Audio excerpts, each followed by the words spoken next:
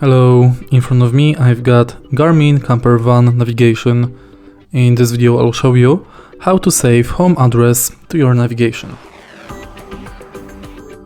In the beginning, let's go to Where to, and if you don't have any home address saved, select Home Address.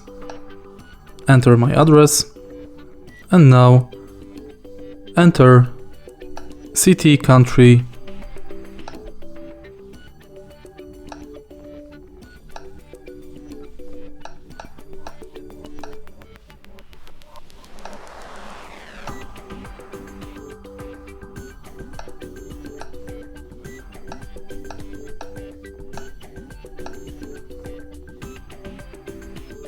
and now select.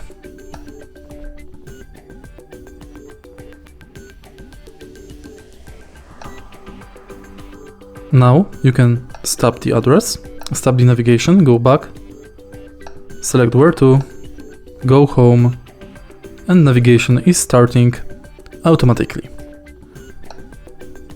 If you find this video helpful, please leave like, comment and subscribe.